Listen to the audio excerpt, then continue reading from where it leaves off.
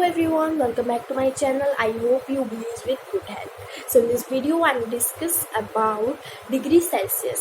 Temperature के बारे में बात करेंगे, डिग्री सेल्सियस के बारे में बात करेंगे कि कितने डिग्री सेल्सियस हो तो हमें कैसा फील होगा. फॉर एग्जांपल हमें ठंड लगेगी, गर्मी लगेगी, पानी जो है वो फ्रीज हो जाएगा, कैसे पॉइंट में पहुंच जाएगा, ये सब हम बात करेंगे. तो स्टार्ट करते हैं 0 डिग्री सेल्सियस से. 0 डिग्री सेल्सियस में हम सबको पता होता है कि 0 डिग्री सेल्सियस में पानी फ्रीज हो जाता है, मतलब पानी जो है बर्फ़ बन जाती है 0 डिग्री सेल्सियस में. उससे पहले अगर हम जाएँ तो माइनस में नंबर स्टार्ट हो जाते हैं. -10 में अगर हम चले जाएँ तो -10 डिग्री सेल्सियस में हमें ठंड जो है इतनी ज़्यादा लगने लगेगी कि हमें वार्म क्लॉथ्स पहनने की ज़रूरत होगी, मतलब कि हमें बहुत ज़्यादा वार्म क्लॉथ्स पहनने हैं सर्वाइव करने के लिए. उसके बाद अगर हम -30 में चले जाते हैं तो -30 में इतनी ज़्यादा ठंड हो जाती है, इतनी ज़्यादा बर्फ़ जो है हर जगह बर्फ़ ही बर्फ़ जम जाती है. तो -30 डिग्री में हमें बाहर अगर हम इस टेम्परेचर में जाएंगे तो हम भी बर्फ़ बन सकते हैं. तो इसलिए -30 डिग्री बहुत ज़्यादा डेंजर भी माना जाता है. उसके बाद अगर हम बात करें 0 से आगे आते हैं 4 डिग्री सेल्सियस टेम्परेचर में अगर हम आते हैं तो 4 डिग्री सेल्सियस में जैसे कि अगर बर्फ़ है, बर्फ़ जमी होती है, उससे हल्का जो मेल्ट हो जाती है, बर्फ़ जस्ट मेल्ट ही हुई होती है, इतना ठंडा हमें महसूस होता है, मतलब कि फ्रीजिंग हो रही होती है.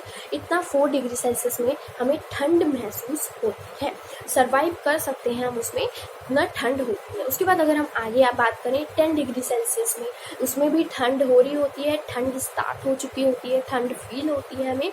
उसके बाद 10 डिग्री के बाद अगर हम उसके आगे जाते हैं तो उसके 15 डिग्री सेल्सियस में हमें कूल लगता है, मतलब कि ठंडा ठंडा हमें महसूस होता है 15 डिग्री सेल्सियस में. उसके बाद हम जाते हैं 20 डिग्री सेल्सियस में. तो 20 डिग्री सेल्सियस में हल्का हल्का वार्म होना स्टार्ट हो चुका होता है. 20 डिग्री सेल्सियस में हमें हल्की हल्की वार्मनेस हमें दिखाई देने लगती है.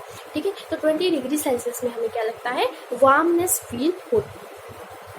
अगर हम बात करें 25 डिग्री सेल्सियस की, 25 डिग्री सेल्सियस में अगर हमने बात की 20 की तो गर्मी स्टार्ट हो चुकी होती है. 25 में हमें वार्मनेस फील होती है, हमारा रूम जो है वो गर्म हो चुका होता है, मतलब कि हमें गर्मियाँ स्टार्ट हो जाती हैं, गर्म मौसम देखने को मिलता है 25 डिग्री सेल्सियस में. उसके बाद आते हैं 30 डिग्री सेल्सियस में. 30 डिग्री सेल्सियस में अगर हम बात करें तो हमें गर्मी फील होने लगती है, हॉटनेस बढ़ती जाती है 30 डिग्री सेल्सियस में. उसके बाद हम बात करें 37 डिग्री सेल्सियस की, तो 37 डिग्री सेल्सियस जो है नॉर्मल ह्यूमन बॉडी का टेम्परेचर होता है. अगर हम 37 को फ़ारेनहाइट में नापते हैं, मतलब कि जो हम थर्मामीटर यूज़ करते हैं अपना बुखार फीवर चेक करने के लिए, तो 37 डिग्री सेल्सियस को अगर हम देखें तो फ़ारेनहाइट में जाएँ, फ़ारेनहाइट में देखें तो कम से कम वो 97 से 99 हमारा जो थर्मामीटर है 99.5 तक हमारा बॉडी जो है फीवर नहीं हो रहा होगा.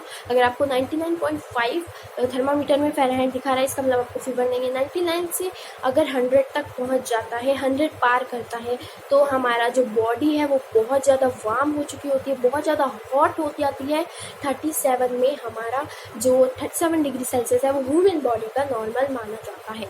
उसके बाद अगर हम बात करते हैं 40 की, तो 40 जो टेम्परेचर है वो इतना ज़्यादा हॉट हो जाता है, इतना ज़्यादा जो टेम्परेचर उसका बढ़ जाता है, गर्मी स्टार्ट हो जाती है, और इतनी ज़्यादा गर्मी होती है कि ह्यूमिडिटी हमें देखने को मिलती है, इतनी ज़्यादा लू जिसे हम बोलते हैं आम भाषा में लू, वो चलती है. अगर आप इस 40 डिग्री सेल्सियस में अगर आप बाहर निकलते हो तो इसमें आपको लू लग सकती है, आपको डेंजर जो डेथ है वो भी हो सकती है, क्योंकि लू जो होती है सबसे खतरनाक होती है गर्मी के मौसम में. तो 40 डिग्री सेल्सियस में बाहर निकलने में बहुत डेंजरस होता है.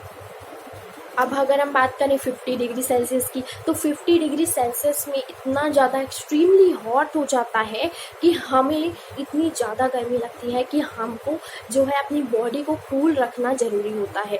ठंडी ठंडी चीज़ें हम खाने स्टार्ट कर देते हैं, ड्रिंक पीते हैं, आइसक्रीम खाते हैं. तो जो ये 50 डिग्री सेल्सियस है, इतना ज़्यादा किसी भी स्टेट कंट्री में देखने को नहीं मिलता. ये बहुत ज़्यादा एक्सट्रीमली हॉट टेम्परेचर माना जाता है 50 डिग्री सेल्सियस.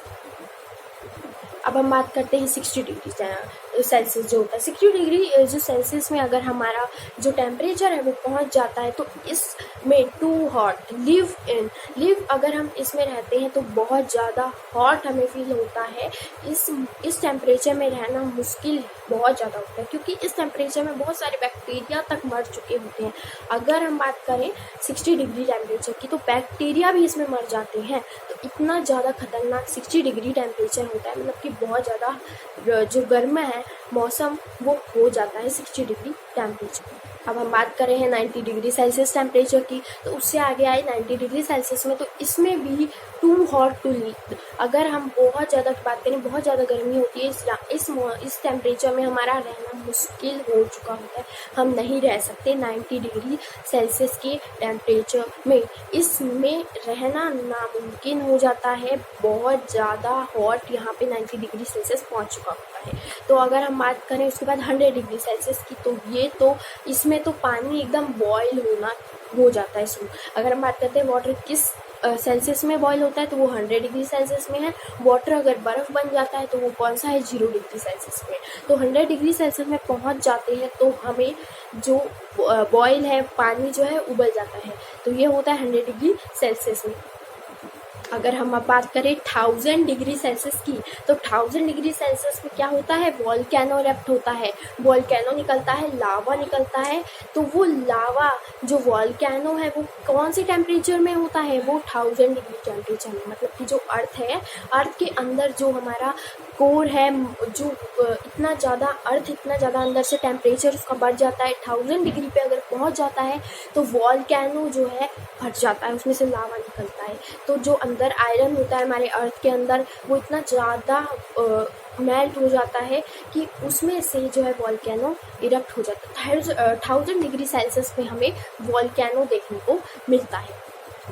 अगर हम बात करें 1000 से आगे जाएं तो 1535 डिग्री सेल्सियस।